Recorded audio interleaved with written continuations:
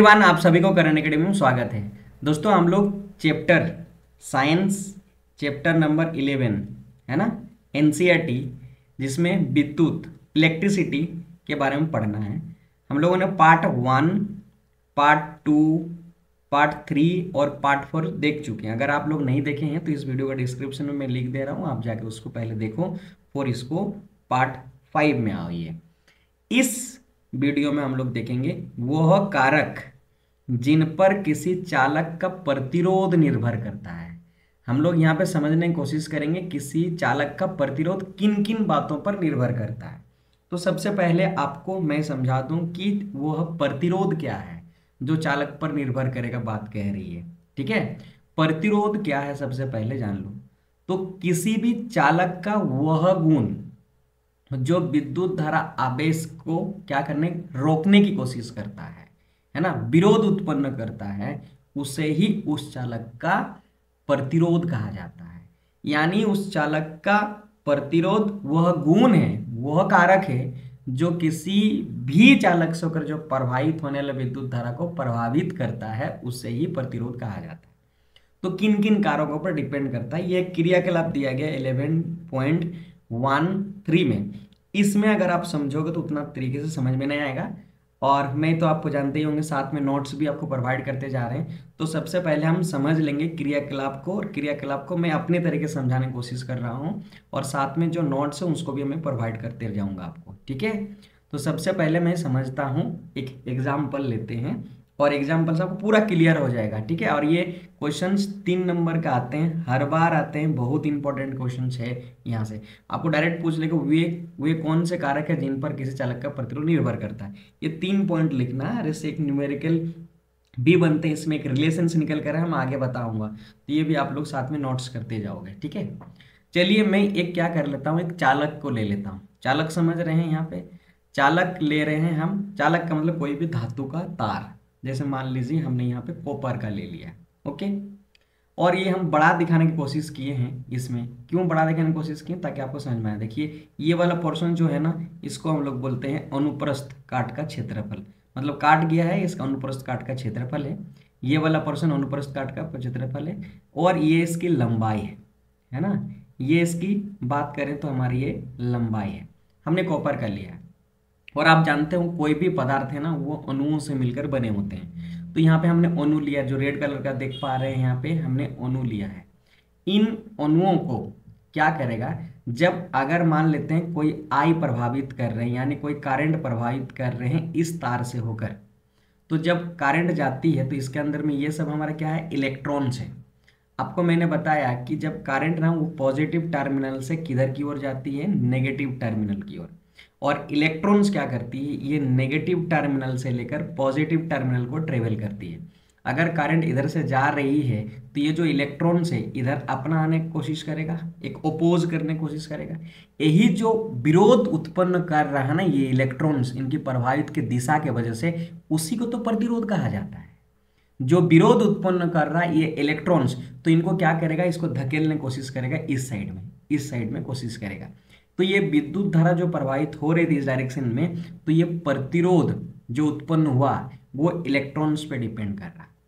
आप देखिए, मान लेते हैं कि यहाँ से करंट हमारा पास किया, यहाँ तक पहुंचा, तो यहाँ पे जो भी इलेक्ट्रॉन्स यहाँ तक थी इसमें है ना, वो इलेक्ट्रॉन्स उनको विरोध उत्पन्न किया। यहाँ तक जब जाएगा तो देखो थोड़ा सा लंबाई और बढ़ा दिए, तो हमारा क्या होगा, और विरोध उत्पन्न होगी। जब ये यहाँ और जाएगा तो हमारा और विरोध उत्पन्न होगी।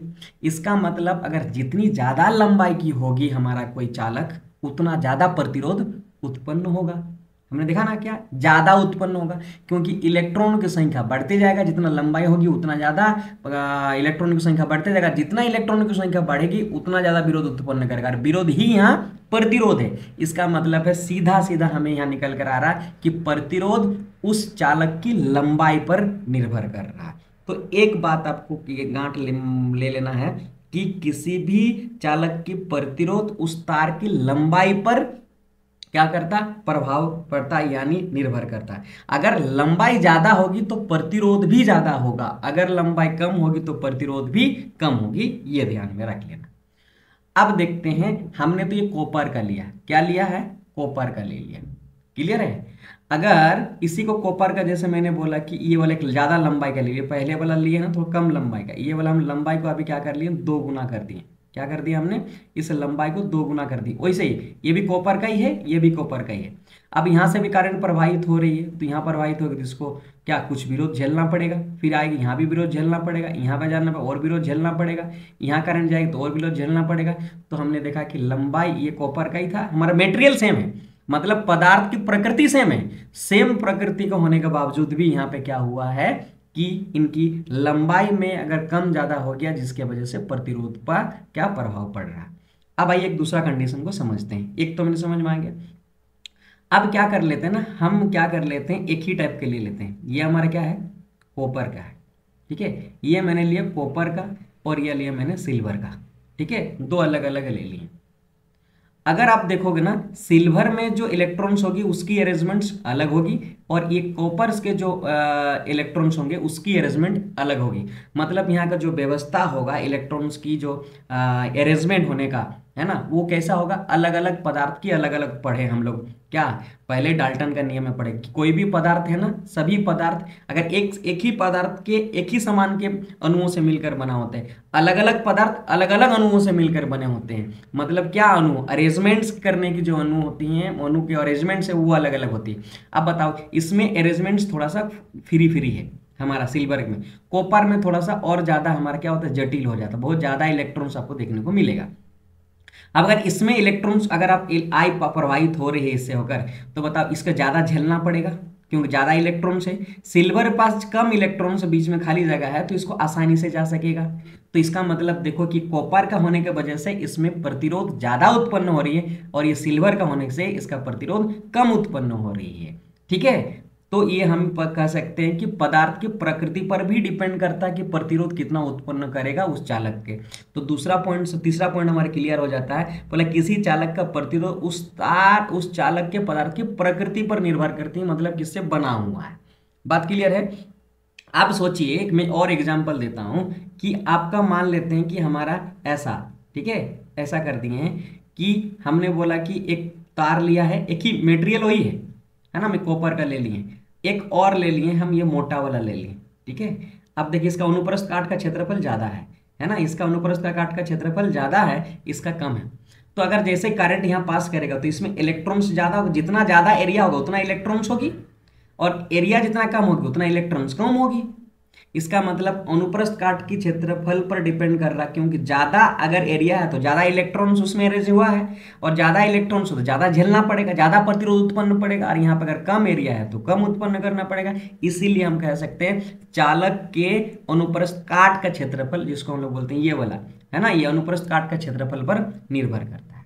क्लियर है। और कैसे निर्भर करता है, यदि एरिया ज्यादा हो रहे हैं, देखो यदि एरिया ज्यादा हो रहे हैं तो प्रतिरोध ज्यादा उत्पन्न हो रहे हैं, यानी प्रतिरोध और एरिया पे क्या डिपेंड्स है, इन्वर्सली पर हम व्युत्क्रमानुपाती है, ठीक है। इसी को मैंने क्या किया है, यहाँ पे लिखने की कोशिश किए हैं। क्या लिखे हैं, बोला किसी भी, है ना, बोला किसी भी धातु के एक समान चालक मतलब समान है चालक है, प्रतिरोध लंबाई के समानुपाती होती है।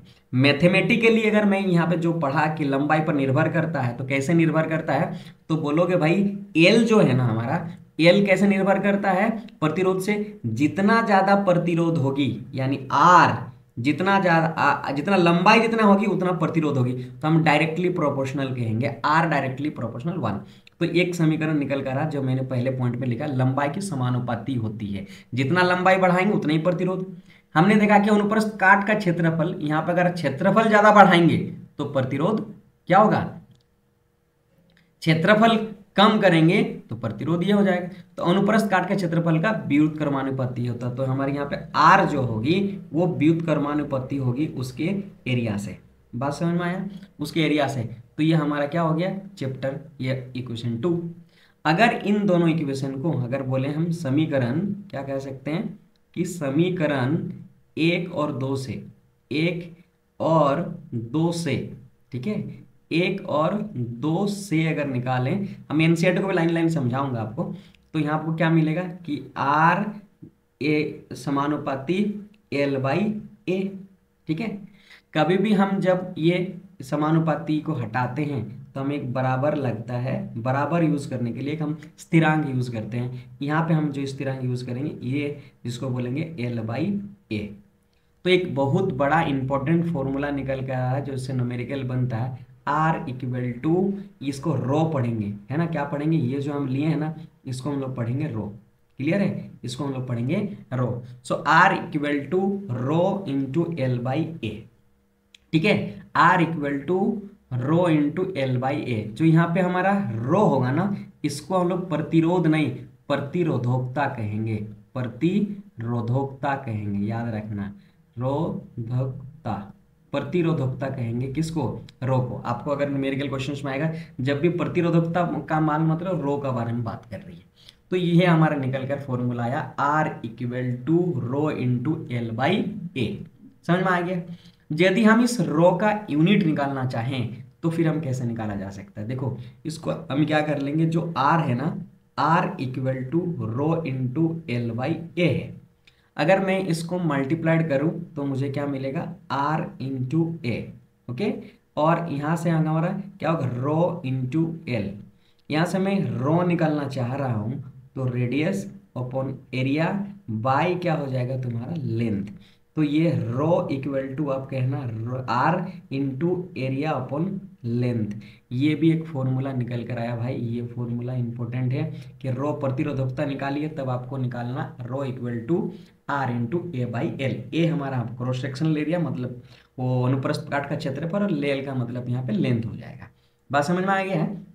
ठीक है, इसका एसआई यूनिट जो भाई से याद रखना, एसआई यूनिट है ना, यानी एसआई इकाई अगर बात करें किसकी, एसआई इकाई और पे रो, तो ये होगा हमारा ओम। ठीक है, और मीटर। ये भी एक इंपॉर्टेंट फैक्टर से क्वेश्चन पूछते हैं कि एसआई इकाई और पे रो यानी प्रतिरोधकता क्या कितनी होगी, तो बोलना ओम मीटर। क्या कहलाएगा, ओम मीटर कहलाएगा। ये एक पदार्थ का गुण है। ठीक है, प्रतिरोधकता पदार्थ के गुणधर्म है। चलिए अब हम एनसीईआरटी को समझते हैं, फिर आगे और जो भी रिक्वायरमेंट होगी वो भी आएगा। तो सबसे पहले ये नोट्स आप लोग बना लो, ये क्वेश्चंस 3 नंबर का पूछे जाते हैं। ठीक है, और पहले नहीं है तो ये पहले एक बार ये करके इसको कैसे आया, कहाँ से आया, मैंने आपको पूरा क्लियरली कर दिया। अब आइए हम एनसीईआरटी में आते हैं और एनसीईआरटी को समझते हैं। ठीक है, तो ये वाला आपको यहाँ पर क्रियाकलाप को समझने की कोई जरूरत नहीं पड़ेगी क्योंकि क्रियाकलाप को मैंने वहाँ से क्लियर कर दिया हूँ। ठीक है, अब आते हैं यहाँ से जो आपको छोटे छोटे क्वेश्चंस बनेंगे, इसीलिए हमको पढ़ना जरूरी है। बोला यह पाया गया है कि जब तार की लंबाई दोगुनी कर देते हैं तो एमीटर का पट्टंक आधा हो जाता है।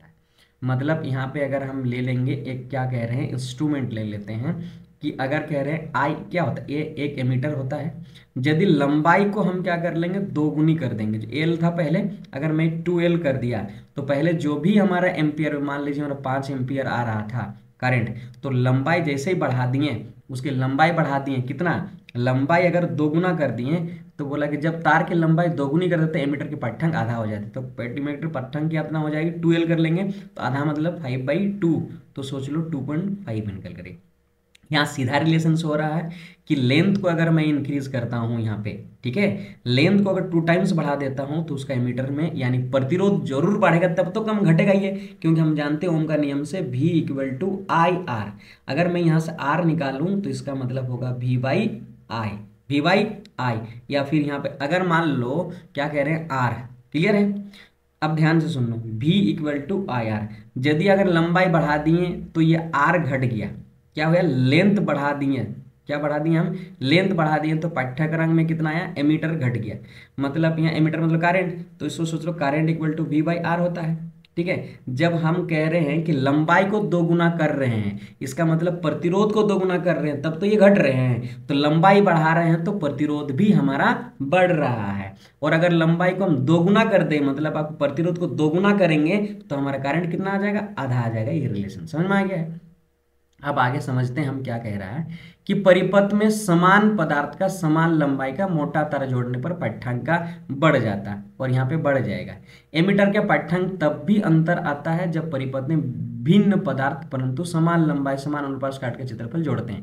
तो हम लोग तीन देख लिए। तीन क्या क्या देखें कि एक अगर हमारा क्या होगा उसकी प्रकृति सेम प्रकृति का, अगर हमारा अलग अलग प्रकृति के लिए लंबाई सेम और अनुप्रस्थ काट के क्षेत्रफल सेम, फिर भी हमारा क्या होगा पाठ्यांक में आपको अलग अलग देखने को मिलेगा। एक्सपेरिमेंटली है तो इससे हमें निकल कर आया कि हमने बोला कि उसकी अनुप्रस्थ काट के क्षेत्रफल पर, चालक की लंबाई पर और उसके पदार्थ के प्रकृति पर निर्भर करता है। ये तीन पॉइंट्स भाई आप लोग याद रखना, एकदम 100% कह रहा हूँ। ये तीन पॉइंट्स आपको याद रखने ही रखना पड़ेगा। चालक की लंबाई पर, उसकी अनुप्रस्थ काट के क्षेत्रफल पर, उसके पदार्थ की प्रकृति पर निर्भर करता है। इसी को यहाँ पे दिखाया गया, देखो R=, ये जो मैंने आपको यहाँ पे नोट्स बनाकर दिखाया, ठीक है। यहाँ पे क्या बताया गया कि रो बोला जाता है इसको, अनुपातिक स्थिरांक है, मतलब हमने पढ़ाया कि अनुपात है, और ये चालक के पदार्थ के विद्युत के प्रतिरोधकता कहते हैं। इसको हम लोग नाम पढ़े, रो को क्या कहेंगे हम, प्रतिरोधकता। हम आपको तो बता ही दिए, ये क्या कहलाएगा, प्रतिरोधकता कहेगा, ठीक है, प्रतिरोधकता कहेंगे इसको, ठीक है, प्रतिरोधकता इसका नाम हो गया रो का। इसका एसआई मात्रक अगर आप देखोगे, प्रतिरोध का एसआई मात्रक है ओम मीटर। समझ में आया, क्या मीटर है, ओम मीटर, वेरी इंपॉर्टेंट है, ठीक है। और ये जो प्रतिरोधकता होता है ये किसी भी पदार्थ का अभिलाक्षणिक गुणधर्म है, ये गुणधर्म है किसी पदार्थ की, ठीक है।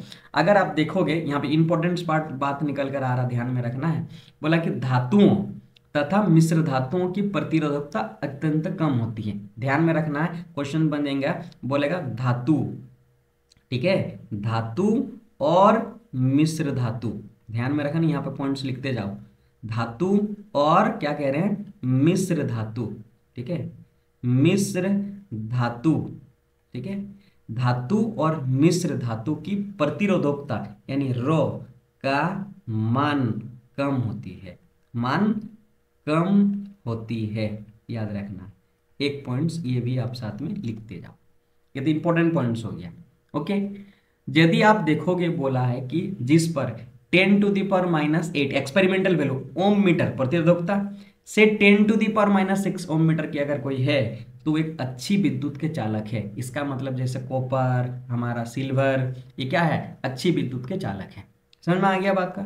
यदि जैसे रबड़ हो गया, कांच हो गया, ये विद्युत रोधी पदार्थ है, इसकी प्रतिरोधकता देखो जितना बड़ा है, जितना ज्यादा प्रतिरोधकता होगी उतना वो क्या होगा, अपोज करेगा, जैसे करंट प्रवाहित नहीं होगी।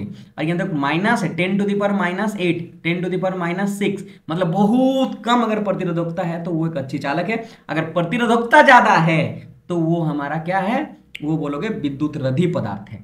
तो आप आराम से निकाला जा सकता है कि अगर मान लीजिए किसी की प्रतिरोधकता ज्यादा दिया है तो इसका मतलब वो विद्युत रोधी है, और किसी का अगर कम दिया है तो वो हमारा विद्युत चालक है, ये है।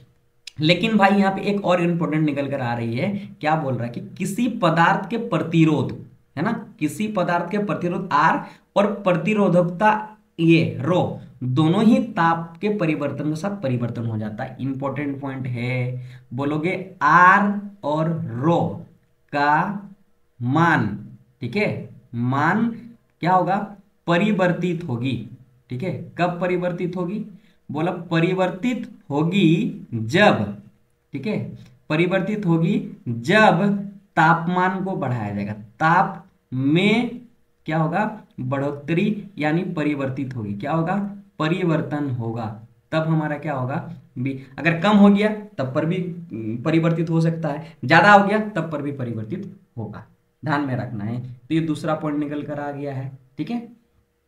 अब आइए समझते हैं, बोला कि हम यहाँ देखते हैं कि व्यापक रूप में मिश्र धातु का प्रतिरोधकता और उनके अवयवों के धातु की अपेक्षा अधिक होती है। अब इन दोनों के बीच में अगर कंपैरिजन करोगे आप, धातु और अधातु के अंदर में, क्या धातु और क्या कह रहे हैं हम, मिश्र धातु, ठीक है, धातु और मिश्र धातु, समझ में आ गया है। तो बोला कि इसकी प्रतिरोधकता, ठीक है, व्यापक रूप में मिश्र धातु की प्रतिरोधकता उनकी अवयवी धातुओं की अपेक्षा अधिक होती है, ठीक है। मतलब मिश्र धातु की ये ज्यादा होगी, किससे, धातुओं से, किससे होगी, धातुओं से ये ज्यादा होगी। समझ में आ गया, प्रतिरोधकता धातुओं से ज्यादा होगा मिश्र धातु का, लेकिन एक ही पदार्थ उसमें मिला होगा। जैसे एक मिश्र धातु बनाते हैं हम, ठीक है, जैसे हम क्या बोल रहे हैं, एक ब्रश बनाते हैं, इंग्लिश में बोलते हैं इसको, ठीक है। इसमें कॉपर और जिंक मिलाया जाता है, कॉपर और जिंक मिलाया जाता है। तो यहाँ पे दो धातु है, कॉपर है, एक जिंक है। यहाँ पे जो कॉपर से मिलकर बना हुआ है, तो कॉपर और जिंक से मिला हुआ तो मिश्र धातु बना। तो ये जो कॉपर जो मिलाया गया है ना, मान लेते हैं तो कॉपर के जो है ये धातु है, तो कॉपर का हमारा क्या होगा, प्रतिरोधकता कम होगा। लेकिन अगर कॉपर और जिंक को मिला दिया जाए तो इनकी जो मिश्र धातु होगी इसकी प्रतिरोधकता ज्यादा होगी, इसका मतलब ये कह रहा। इसीलिए क्या किया जाता है, हम लोग यूज किया जाता है इसी प्रॉपर्टी की वजह से, मिश्र धातुओं का उपयोग विद्युत इस्त्री, टोस्टर, विद्युत इस्त्री का मतलब इलेक्ट्रिक, जहां पर आयरन करते हैं, टोस्टर, ठीक है, जहां पर खाना वगैरह सब गर्म वगैरह करते हैं, टोस्टर करने के लिए विद्युत तापमान के युक्तियों के निर्माण में किया जाता है। कहाँ पे किया जाता है, इसीलिए बोलेगा विद्युत तापमान युक्तियों के मतलब कि इलेक्ट्रिक हीटर जैसे हो गया, कि ताप जहाँ पे निकलता है ना, हीटर हो गया तुम्हारा, इस्त्री हो गया मतलब आयरन हो गया, टोस्टर हो गया, इनमें मिश्र धातुओं के बनाया जाता है, इसीलिए कहा जाता है कि प्रतिरोधकता ज्यादा होती है, ठीक है। विद्युत बल्बों के तंतुओं में निर्माण में तो एकमात्र टंगस्टन का ही प्रयोग किया जाता है। यहाँ पे क्वेश्चन बनते हैं कि बोलेगा जो हमारा बनाया जाता है टंग, ये क्या बोलते हैं, विद्युत का बल्ब का वो जो फिलामेंट, वो किस धातु का बनाया जाता है, या मिश्र धातु का, तो बोलना है आपको टंगस्टन का बनाया जाता है, मिश्र धातु का, क्योंकि बहुत ज्यादा ताप होता है, बहुत देर तक जलती है, तो ठीक है। जबकि कॉपर और एल्यूमिनियम का विद्युत संचारण के लिए किया जाता है, क्योंकि इसके प्रतिरोधकता, ये धातु है ना कॉपर और एल्यूमिनियम, इसीलिए इसका यूटिलाइज किया जाता है। लेकिन फिर हम सिल्वर का क्यों नहीं करते हैं, यहाँ पे क्वेश्चन आएगा। बोला कि देखो यहाँ पे याद करने की जरूरत नहीं है, ठीक है। सिल्वर की प्रतिरोधकता क्या होता है, सबसे कम है, ठीक है। जिस धातु का प्रतिरोधकता सबसे कम होगी वो उतना अच्छा सुचालक होगी। तो ये हम कॉपर का यूज करते हैं घरों में, एल्यूमिनियम का करते हैं, लेकिन इसका क्यों नहीं करते हैं, इसका हम इसीलिए नहीं करते हैं भाई मेरा, इसका इसीलिए हम नहीं करते हैं, प्रतिरोधकता है ना, ये प्रतिरोध दिया गया है प्रतिरोध का। सिल्वर का इसीलिए हम नहीं करते हैं क्योंकि सिल्वर बहुत ज़्यादा महंगा होता है, तो उतना महंगा हम नहीं यूज़ करते हैं, क्योंकि ये हमारा कम दाम में अवेलेबल है, ये नहीं है। लेकिन सबसे अच्छा सुचालक अगर कौन से धातु है तो आपको बोल देना सिल्वर, क्योंकि इसका प्रतिरोध कम होती है, ठीक है। ऐसे ही दिया गया, इसको याद रखने की कोई जरूरत नहीं, आपको बुक भी यहाँ पे लिख दिया सिंपल से सीधा, बोला कि आपको इन मानों को याद करने की कोई आवश्यकता नहीं है, इन मानों का उपयोग आप अंकित प्रश्नों को हल करने के लिए कर सकते हैं न्यूमेरिकल का टाइम। और हम आपको बता ही रहे हैं कि जब भी वीडियो बना रहे हैं कि जो भी उदाहरण है सब एक वीडियो में लाके हम आपको बनवा दूंगा, तो आपका आसान हो जाएगा। तो ठीक है, आज हम लोग ये देख लिए हैं, ठीक है। इस नोट्स को एक बार आप लोग उतार लीजिए और इसको समझिए। जो दो फॉर्मूला निकल कर आया ना, ये दो फॉर्मूला वेरी वेरी इंपॉर्टेंट है, R equal to rho into L by A, और आपका एक फॉर्मूला हमारा निकल कर जो आया है वो कौन सा, rho equal to R into A by L, ठीक है। तो यहाँ पर आप क्या करना, और ये तीन बातों पे याद रखना कि वे कारक कौन से हैं जिन पर चालक की प्रतिरोधकता निर्भर करती है, तो तार की लंबाई, चालक के क्षेत्रफल, उसकी प्रकृति पर, ठीक है।